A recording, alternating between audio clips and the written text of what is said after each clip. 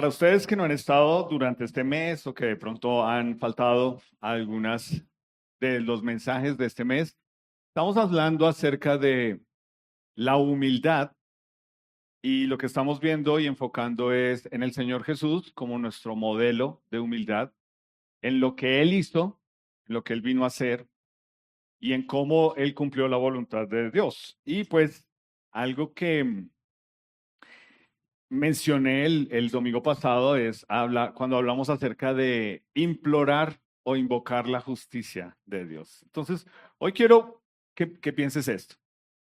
¿Tú alguna vez has pensado que hay que darle a cada quien el lugar que se merece? Sí. No digan que no, somos así, ¿cierto? No solamente el lugar, hay que darle lo que se merece, ¿cierto? A esa persona. O en el mejor de los casos, tú dices que mi Diosito y la vida le dé lo que se merece. El problema con este pensamiento, con base en lo que estudiamos la semana pasada, es que cuando nosotros caemos en este error, pensar en esto, en que cada quien se merece o hay que darle lo que se merece, pues estamos haciendo algo y es en Romanos capítulo 3, versículo 23 nos dice, la paga del pecado es muerte. Entonces, el único justo es Dios, el único juez justo es Dios. Y cuando yo le digo a Dios que Él se encargue de hacerle a una persona pagar en vida lo que se merece, el problema con eso es que yo estoy tomando una posición, ¿dónde está? ¿Se fue? Que básicamente es entender, si la paga del pecado es muerte, entonces lo que yo le estoy pidiendo a Dios cuando le digo que le haga pagar a una persona lo que se merece es, no solamente es la posición de un juez, pero también de que esa persona se muera. Entonces tú dices, uy, no, pero tampoco quiero llegar hasta allá. O en el fondo sí, no sé, no. Entonces el problema es que a veces y muy seguido, algunos de nosotros nos creemos los jueces, ¿cierto? Y nos encanta creernos quién se merece qué, ¿cierto? Pensamos que realmente hay personas que no merecen y hay personas que sí se lo merecen, o hay personas más bien al contrario, ¿cierto? Que se merecen que les caiga todo el peso de Dios. Pero el problema de esto, y lo vimos la semana pasada, si no lo has estudiado, si no lo sabías, en el libro de Salmos nos dice, Dios es juez justo. Y ese es parte del problema cuando nosotros apelamos a decir que mi Dios haga justicia. El problema es que la parte que viene después dice, Dios está airado, o sea, Él tiene una ira santa contra el pecador, y aquí nos dice, asterisco, excepto Semana Santa, o los 9 días de Tutaina Tuturumaina, ¿sí? Es lo que dice acá. Dios dice, bueno, está bien, hemos bajado un poquito los niveles de la ira de Dios haciendo Tutaina Tuturumaina. No, Dios está airado porque es santo contra el pecador todos los días. Y aquí entra otro concepto que algunos de nosotros crecimos con esa idea. Es una idea muy bonita. Yo no voy a negar que me encanta la idea detrás de esa frase. Es muy bonita y es la siguiente. Dime si tú la has escuchado. Dios ama al pecador y odia el pecado. ¿Sí? Esa frase es lindísima. Yo la repetía como loro. Yo decía, Dios ama al pecador y odia al pecado. Dios ama al... Pero mi pregunta es, encájame esa frase con este versículo.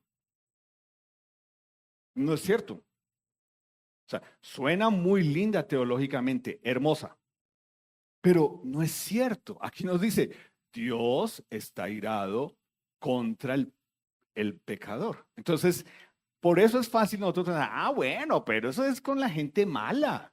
Eso es con la gente que está haciendo por allá cosas que no son de Dios, cosas terribles. La cuestión es que la contracara de esto, para ¿no? Pero ¿quién somos nosotros para juzgar? Es decir esto, ¿cierto? Nadie debe juzgar a nadie porque nadie es nadie para juzgar a nadie. ¿Cierto? Esta es nuestra forma de lavarnos las manos, o sea, pero al final, ¿quiénes somos nosotros para juzgar? Ay, pero realmente es una cuestión interesante entender que lo que nos viene por naturaleza es juzgar, es condenar, es realmente pensar que le podemos pedir a Dios que Él puede eh, hacer justicia por algo que nos pasó a nosotros o algo que creemos que fue injusto. Entonces, el versículo que hemos estado mirando durante este mes es el siguiente. El Señor Jesús nos dice, vengan a mí todos ustedes que están cansados y agobiados y yo les daré descanso. Eso nos encanta. Carguen con mi yugo y aprendan de mí. O sea, es donde uno dice, pero esto es un yugo para nosotros que somos citadinos y que no conocemos del campo. Y esto es para poner dos bueyes a arar el campo. Y lo que Jesús está diciendo es, yo voy a arar contigo. Yo quiero ir a tu lado en la vida.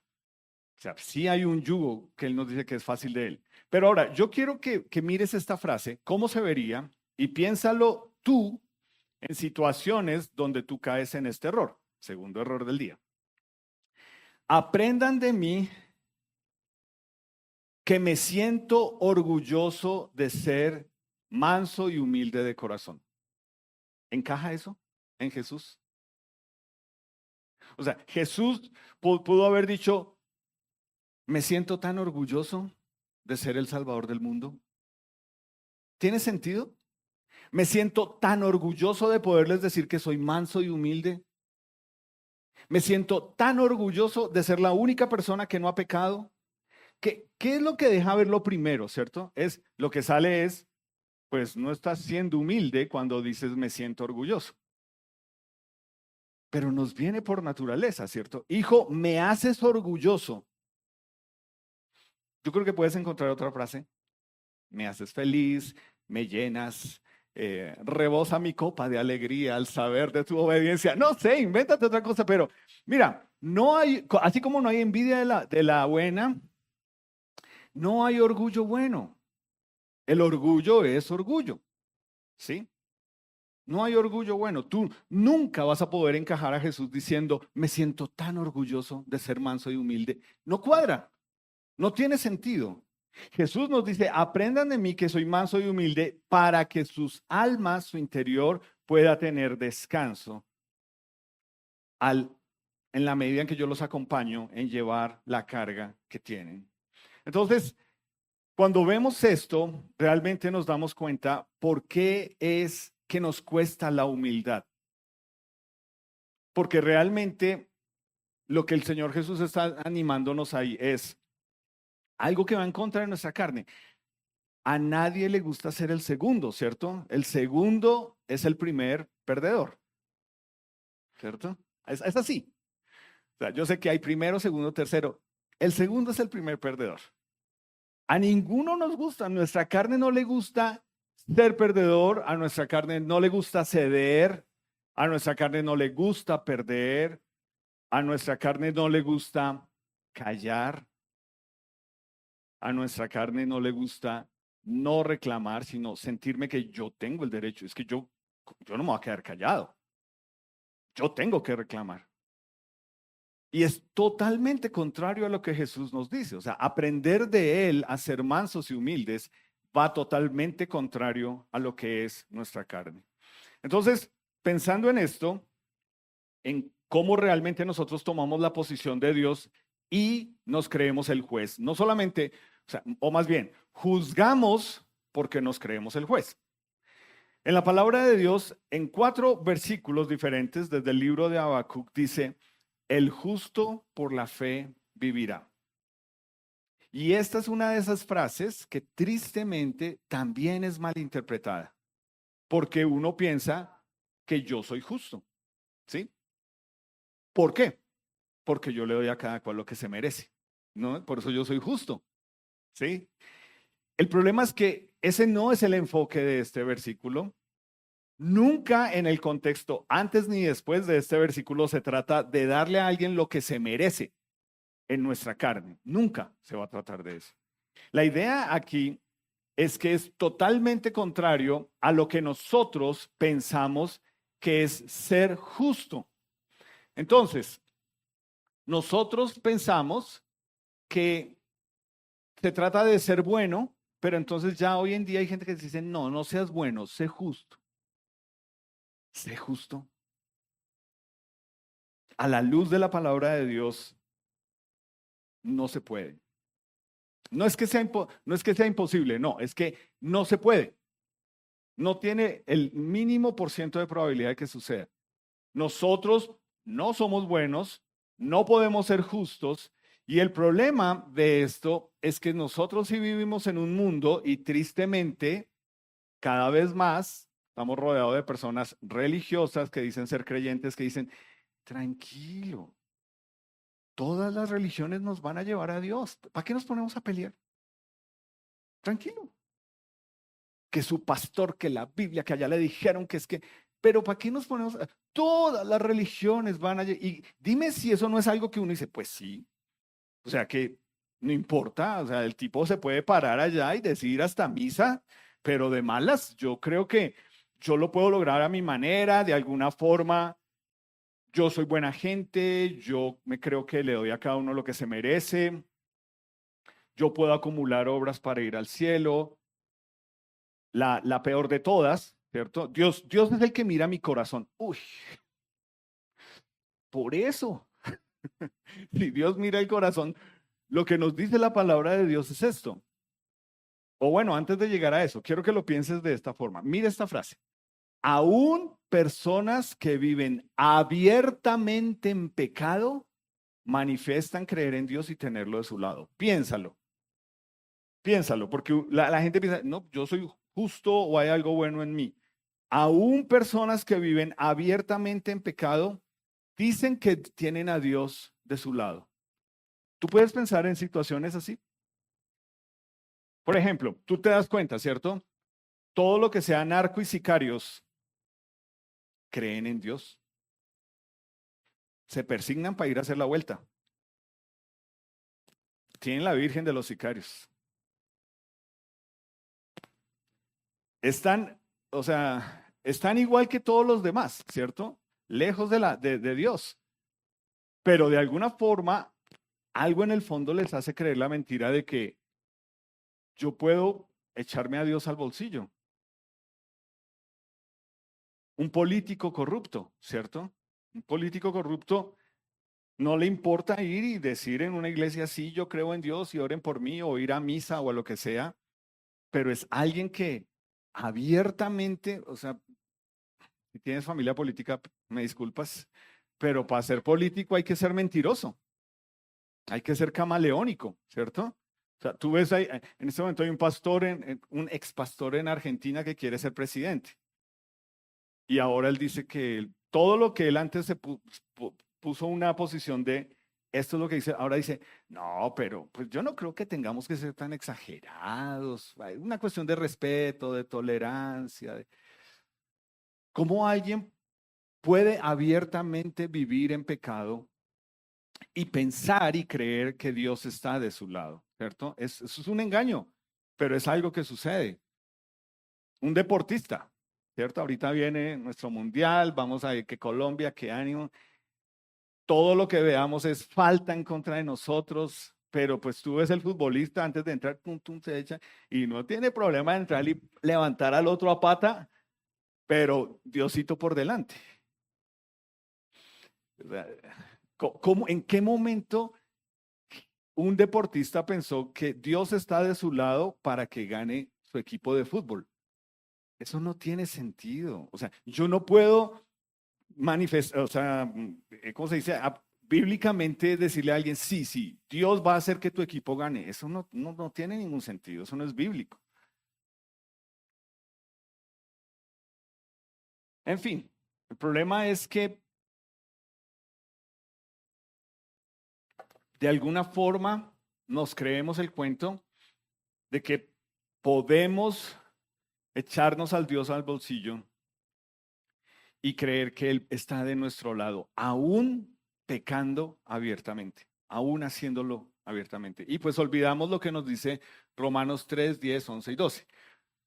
Como está escrito, no hay justo ni aun uno, no hay quien entienda, no hay quien busque a Dios. Todos, estos son absolutos, no, ¿cierto? No hay ni uno. Todos se desviaron, a una se hicieron inútiles. No hay quien haga lo bueno, ni siquiera uno. O sea, Romanos 3, versículos del 10 al 12 declara, todas las personas son injustas ante Dios. No hay nadie justo. Nadie. Absolutamente nadie. ¿Sí? Tus abuelitos tiernos, lindos, son injustos ante Dios. Y eso molesta, ¿cierto? Uno dice, no, pero es que de alguna forma Dios, claro, de alguna forma. O sea, yo no soy Dios. Pero si tú no partes en saber cómo orar por alguien que tú amas sin verlo, con un velo de, él no es tan malo, ahí te equivocas. Es que date cuenta, eso es lo que nosotros como seres humanos hacemos. No, él no es tan malo. Yo he escuchado esta frase, ¿cierto? Frases que uno escucha en su vida, Cristina. A él solamente le falta nacer de nuevo en Jesús. O sea, le falta todo. ¿No? ¿Qué estamos diciendo? Él es tan buena gente que solo le falta, por eso le falta todo. Sigue creyendo que es buena persona, que es justo. Ese es el problema. Que aquí nos dice, no hay nadie, ni siquiera uno. Entonces, quiero que, voy a mencionarlo, pero pues estos son versículos que tú puedes apuntar, ya mencionamos pero en el libro de Hebreos, en el capítulo 11, nosotros leemos de personas, y por eso lo puse bien grande, declaradas justas por Dios.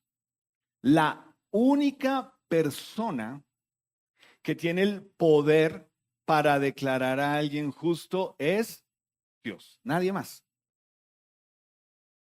Nosotros podemos decir, si él es buena gente, ella es buena gente, él ha tratado. Esa es mi percepción. Yo no soy Dios. La única persona que puede declarar justa a otra persona es Dios. Gracias a Dios, ¿sí? Gracias a Dios, por eso, que no depende de nosotros. Pero lo que nosotros leemos ahí en Hebreos 11, si tú recuerdas este capítulo, es el capítulo que nos define la fe, ¿cierto? Nos define que la fe es la certeza que se espera, de lo que se espera, la confianza de lo que no se ve. Y luego de esa definición nos pasa a decir lo que algunas personas por fe en Dios obedecieron a Dios. Y entonces, una vez más, nos equivocamos porque uno piensa, por eso, Álvaro, todos tenemos fe, ¿cierto? Entonces, uno piensa en Abel, ¿cierto? Es el primero que nos menciona. En Noé nos dice que por fe preparó un arca y uno lo entiende, ¿cierto? 120 años armando un arca y diciéndole a la gente, va a llover y va a haber un diluvio. La gente diciendo, ¿va a qué? Nunca ha llovido. ¿De dónde sale usted con esas burradas? Va a llover. Eso no es, o sea, ¿sí ve lo que le hace creer en Dios? 120 años armando esa arca. Y nos dice que por fe, por la obediencia de él, solo se salvó él, sus tres hijos, él, su esposa, sus tres hijos con las esposas. 8 personas. Y el día que Dios cerró el arca, todo el mundo, ay, ahora sí creemos que está lloviendo, que nos vamos. Fue tarde.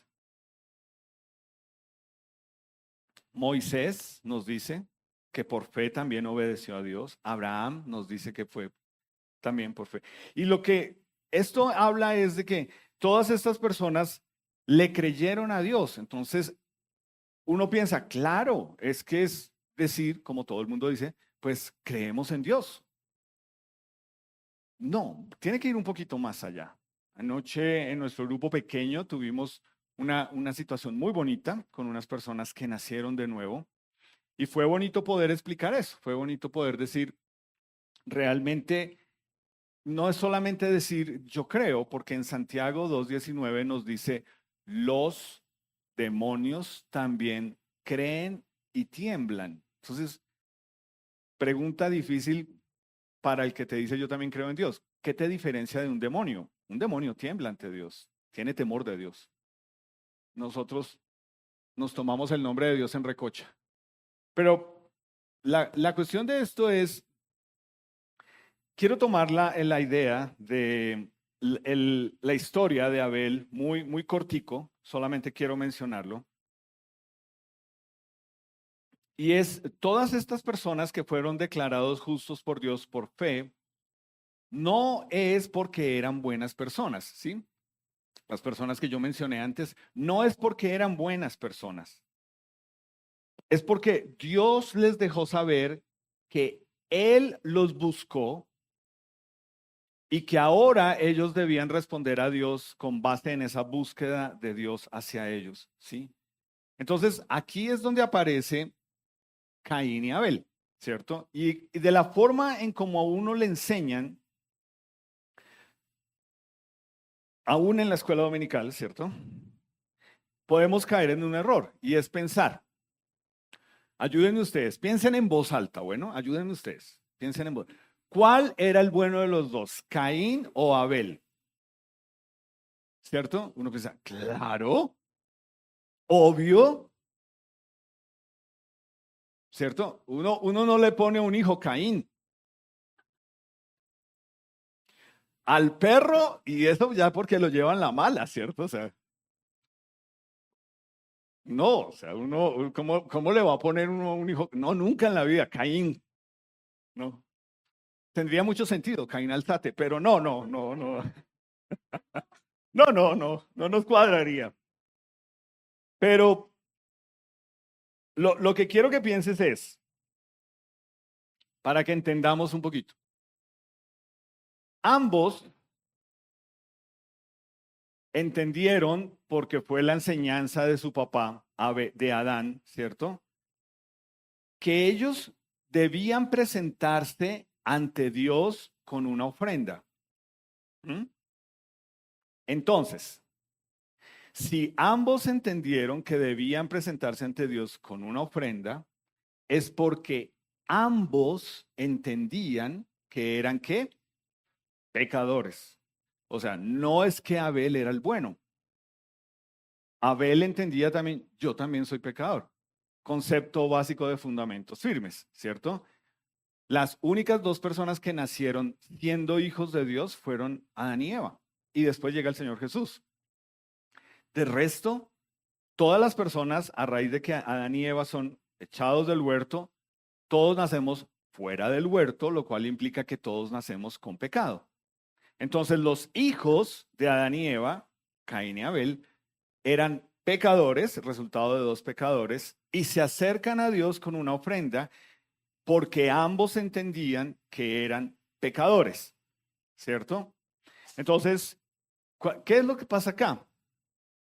Que Caín dice, listo, yo sé que lo que Dios pide cuando uno se acerca a Él es que uno traiga una ofrenda, pero en mi astucia, yo me las voy a dar de creativo y yo lo voy a hacer a mi manera. Total, yo lo que trabajo es el campo. Yo voy a traer frutos, voy a traer lo mejor del campo. Es una ofrenda para Dios. Piénsalo. No es, hablemos primero de otras personas, no es lo que mucha gente hace hoy en día, ¿cierto? Hay gente que piensa, sí, yo sé que uno se debe acercar a Dios, pero yo lo hago a mi manera. Yo no tengo que ir a una iglesia católica ni cristiana.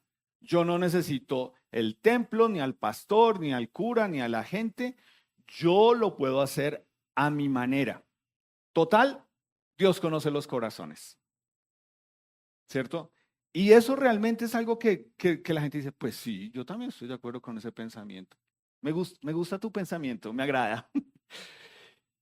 La cuestión es que, aunque Caín pensó hacerlo a su manera, con lo mejor, Dios había establecido que la forma establecida por Dios era que debían traer un cordero máximo de 1 año de nacido, sin manchas, sin imperfecciones, y que ese inocente moría en lugar de ellos. ¿Te acuerdas? La paga del pecado es muerte. Es de eso que se trata. Eso, cuando tú lees el Antiguo Testamento, allá desde Génesis capítulo 3 hasta Jesús, lo que lees es que las personas que se acercaron a Dios a la manera de Dios trajeron un cordero. Por eso, en Juan, nosotros leemos y está escrito en todos los templos que tú quieras. He aquí el Cordero de Dios que quita el pecado del mundo. Hoy lo acabamos de cantar, ¿cierto? Por eso Jesús es el Cordero, porque lo que todos esos sacrificios estaban proyectando es, viene un Cordero que realmente no solamente va a cubrir mi pecado, pero va a limpiar el pecado de todo el mundo, de todo el mundo. Por eso Abel se acercó a Dios a la manera de Dios. Y Caín simplemente pensó y dijo, pero ¿cuál es el problema? ¿Cierto? Y lo que nosotros vemos es que lo que las personas hacen es, hoy en día también, es pensar, a mí no me cuadra la religión y la religiosidad. Yo lo voy a hacer a mi manera. ¿Sí? Yo creo que yo no, y lo que una persona no entiende y lo que no entendemos cuando pensamos en nuestra astucia es que yo le estoy diciendo a Dios, Dios, yo no necesito tus formas de hacer las cosas, yo las puedo hacer a mi manera y total, tú las tienes que recibir porque ¿cómo me vas a despreciar una ofrenda? ¿Cierto? Pero Dios no tiene que. Y pues obviamente, cuando yo lo hago a mi manera, a mi forma, como yo pienso, no de la forma en que Dios ha establecido, pues lo que yo estoy diciendo es, Dios, yo no soy tan malo. ¿Me vas a venir a decir tú a mí que yo soy igual de malo que alguien que es un narcotraficante o un sicario? Yo no puedo creer eso. Exacto, tú no lo puedes creer. Pero esto es lo que dijo Caín y lo que hizo Caín, y esto es lo que hasta el sol de hoy sucede con las personas que piensan, y aún estando en una iglesia, o sea, esto no perdona gente que diga, no, pero pues mi bebé no es tan malo. ¿Cuántos años tiene el bebé? 30.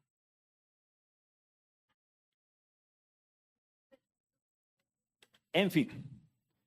Entonces, cuando uno viene a la manera de Dios, que fue lo que hizo Abel, ¿cierto? Lo que Abel estaba aceptando es, Dios, yo soy el que merezco morir, pero un inocente está pagando por mí. Eso es lo que declaró Abel. Yo soy el que merezco morir por mis pecados, pero un inocente está pagando por mí. Y ahí es cuando Dios declaró a Abel justo. Es de eso que se trata. Cuando yo le digo a Dios, pero es que yo no creo que Jesús y que la cruz, lo de tu hijo es para otros, no para mí. Ahora, obviamente uno dirá, pero yo no creo que haya gente que lo diga así. No, es la intención, ¿cierto? Es la intención lo que cuenta. Cuando uno piensa, no, pero es que no me cuadra, no, no, a mí no me parece. No, claro, a tu carne nunca le va a parecer. Nunca. A nuestra carne nunca le va a parecer que tenga que haber un cordero que haya muerto por todos nosotros. No nos parece. Y más si eres ambientalista. Uy, no me hable de muerte de corderitos. Entonces, aquí es donde viene lo que hemos estado hablando este mes, ¿cierto? Humildad no es pensar menos de mí, ¿cierto? O sea, lo vemos en Caín, ¿cierto? Pero Dios, ¿yo por qué me tengo que humillar? ¿Yo por qué tengo que reconocer? ¿Yo por qué tengo que pensar? ¿Yo por qué tengo que, si yo no soy tan malo? Total, los que pecaron, y en ese momento sí tenía razón, son mis papás, no fui yo. Yo no escogí nacer en este mundo. Humildad no es pensar menos de mí, sino que humildad es pensar menos en mí. Una persona que escoge hacer las cosas a su manera para buscar a Dios, no es una persona humilde ante Dios, sea quien sea. Una persona que piensa, no, lo que pasa es que yo lo hago, claro, yo creo en la cruz, pero yo la tengo acá, pegada en la moto y en el carro y colgada aquí de oro, a mi manera. ¿Sí? O sea, se vuelve algo místico, se vuelve algo simplemente que funciona a mi favor para mi beneficio. Nunca es reconocer que realmente yo soy el que merezco morir. O sea, humildad es pensar menos en mí y es entender, yo soy el que merezco morir. Yo soy por mi pecado el que tiene que pagar. Entonces es una arrogancia muy grande cuando yo me creo bueno y cuando yo le digo a Dios, Dios, yo creo que esto es para otras personas. Entonces lo hemos dicho durante este mes, ¿cierto? El formato de Dios es fácil de rechazar y de despreciar. Esto no agrada. Hablar de humildad y ver al Señor Jesús muriendo en una cruz es desagradable. Hablar de humildad y pensar que Él nos dice, toma tu cruz y muere a ti cada día, ¿qué tengo que hacer? No se trata de mí, no nos gusta, porque es chocar de frente con todo lo que mi carne quiere y con todo lo que mi carne pelea y con todo lo que yo digo, pero porque yo, otros son los que lo tienen, yo no lo voy a hacer.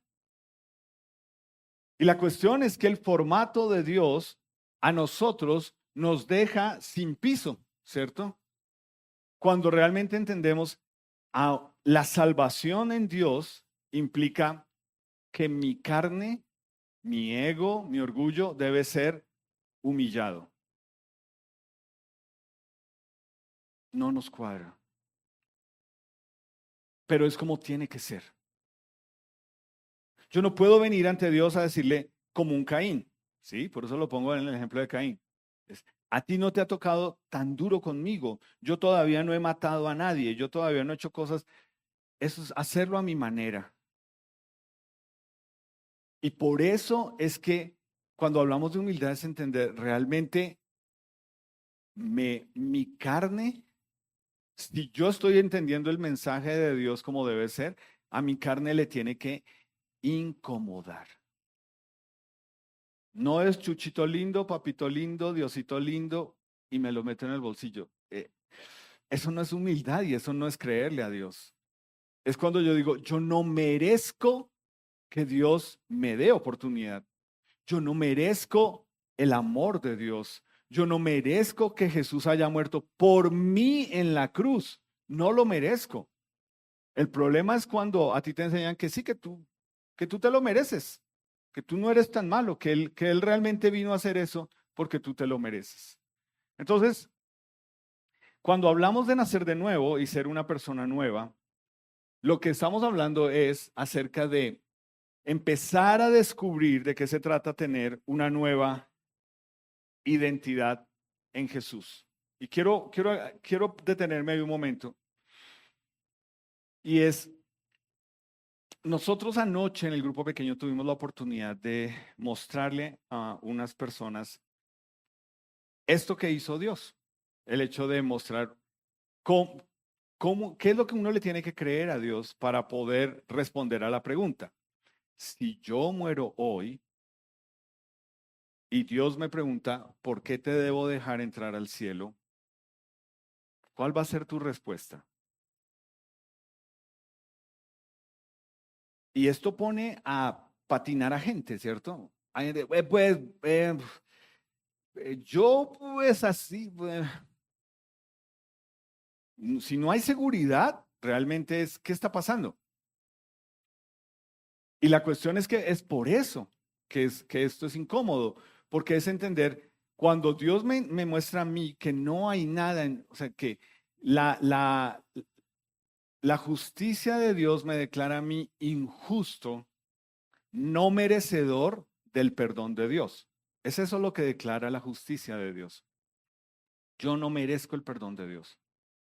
Y volvemos a lo mismo, ¿cierto? Que fue con lo que comencé. Uno dice, uy, no, pero eso dejémoselo a gente mala de verdad. ¿Cómo me vas a decir eso? Pues es lo que acabamos de leer. No lo merecemos.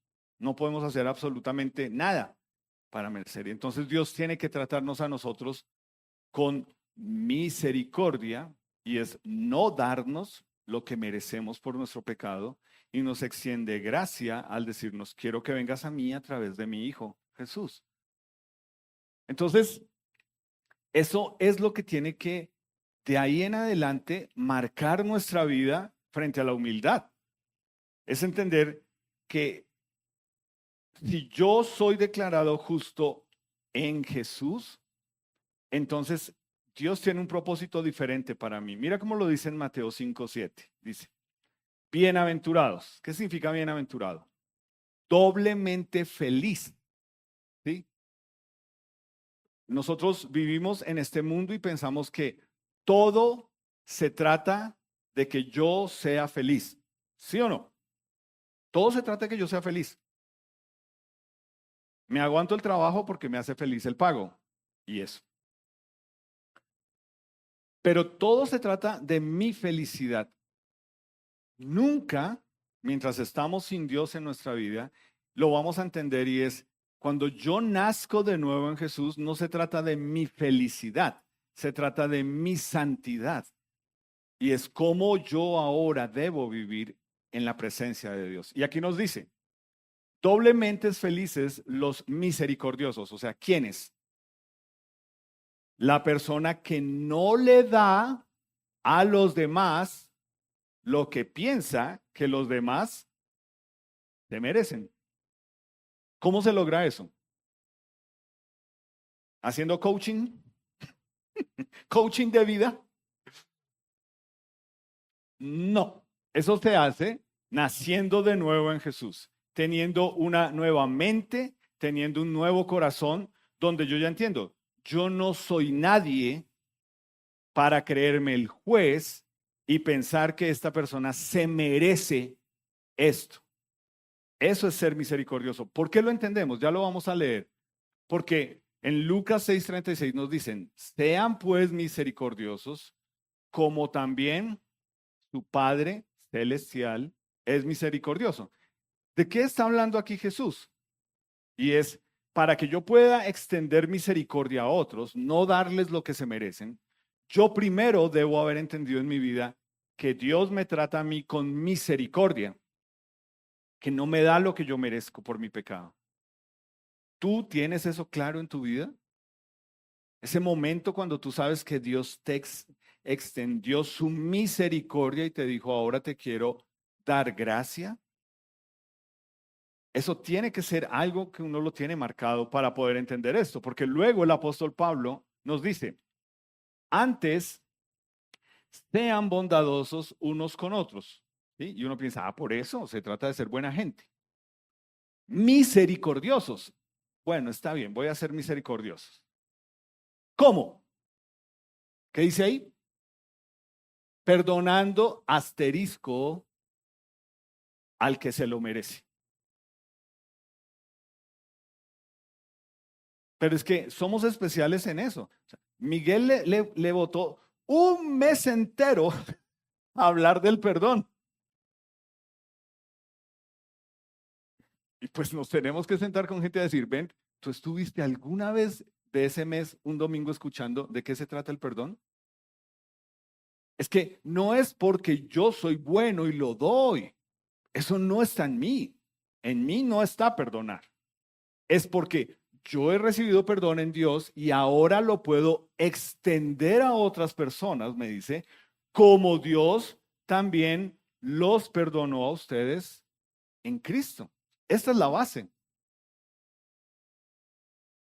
¿Tú ves aquí amor propio? ¿Qué es esa mentira? No lo puedo hacer porque por amor propio no puedo perdonar a alguien que me hizo X, Y, Z. Bueno, no lo hagas por amor propio, hazlo porque Dios te perdonó a ti tu pecado. Esa es la base de esto. Esa es la base de poder no darle a los demás lo que se merecen, no creerme el juez. ¿Te acuerdas? No juzguen, pero es lo que hacemos. Y luego en Primera de Pedro 3:8 nos dice, finalmente, sean todos de un mismo sentir, ¿cierto? Y esto no es emocional. O sea, no es algo de, ay, sí, hoy me siento en el mood de perdonar, hoy me siento en el mood de amarlos a todos, hoy osito cariñosito con todos. No, no es de sentimiento, sino que esto se trata de pensamiento. O sea, como cuando la palabra de Dios influye sobre mis emociones para que sean pensamientos de Dios. Entonces me dice, ¿a qué me lleva eso? Me dice, todos nosotros que hemos nacido de nuevo en Jesús, en esta iglesia, debemos ser compasivos, amarnos fraternalmente, misericordiosos y amigables. Y esto entonces dime cuando tú dices, no, pero es que a mí me cuesta porque a mí se me acaba rápido la batería social. ¿Tú ves asterisco ahí? O sea, es claro que hay muchos de estos mandamientos de Dios que nosotros, no, pero es que no, tú no me puedes pedir a mí esto porque a mí no me gusta que me abracen.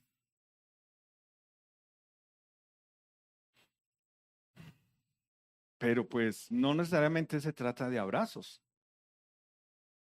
O sea, yo creo que mostrar o sea, ser fraternal hacia otras personas y amigable no necesariamente incluye abrazos. Y pues aquí nos ha tocado pedirle a algunas personas, no seas tan fraternal, por favor, no abraces de esa forma, sobre todo a las mujeres, porque las haces sentir incómodas, ¿sí? Pero es una cuestión de entender que lo que Dios nos está pidiendo es porque todo esto es porque lo que acabamos de cantar, ¿cierto? Yo soy hijo de Dios, yo ahora entiendo que Él me abraza, que Él me ama, que Él me rodea, que Él todos los días me extiende misericordia, ¿cierto? Lo leemos desde el Antiguo Testamento, en Lamentaciones. La misericordia de Dios es nueva cada cuánto, cada 8 días, ¿cierto? Y Dios dice, se me está acabando la misericordia, oren que llegue el domingo. ¿Dice así? No, gracias a Dios es, la misericordia de Dios es nueva cada mañana. Antes de que yo me despierte, cuando abro mis ojos estoy recibiendo misericordia. Ahora, si yo me levanto y como lo dijimos el primer domingo, lo primero que hago es quejarme,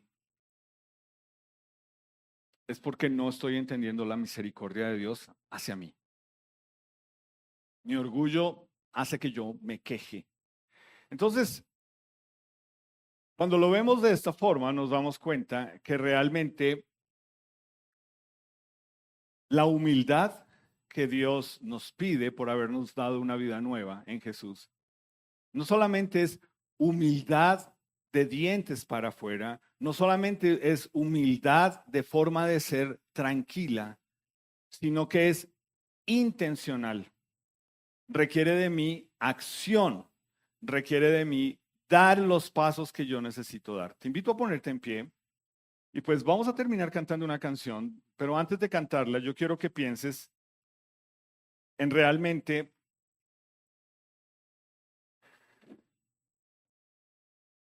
cómo todo esto nos habla de humildad. Que Dios nos tenga que recordar en su palabra que debemos ser misericordiosos como Él lo fue con nosotros, es porque tristemente, como nos conoce tan bien, sabe que nosotros tendemos a tener amnesia, ¿cierto? Y a olvidar y a decir, pero es que no se lo merece. Es que todos los días me trata mal, pero es que todos los misericordioso como Dios. Y esto es algo que es muy personal, obviamente, pero que esto, ¿te acuerdas de la abundancia del corazón habla la boca? Esto sale de ti. Y esto comienza en el primer espacio donde tú debes reflejar la misericordia de Dios y es en tu hogar y en tu casa. Y es ahí donde tus hijos, tu cónyuge debe ver la misericordia de Dios reflejada en ti. Si tú eres madre soltera, pues imagínate lo que tu hija o tu hijo necesita de ti, que le muestres del amor y la misericordia de Dios. Y nosotros en pareja, parte de nuestros grandes problemas en pareja es no ser misericordiosos, olvidar ser misericordiosos, extender, no darle lo que se merece. Y ahí viene la gracia, ¿cierto? Darle gracia.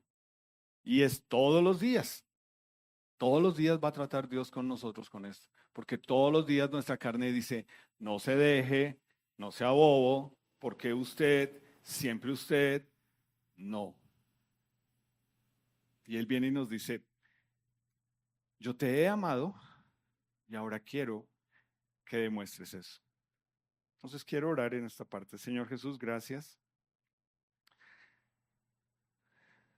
por habernos permitido saber que viniste a satisfacer la ira del Padre y a extendernos misericordia, Señor. Gracias porque cada uno de nosotros que está aquí, que ha nacido de nuevo, tiene el privilegio de llamarte hermano y a Dios Padre porque hemos sido adoptados en ti.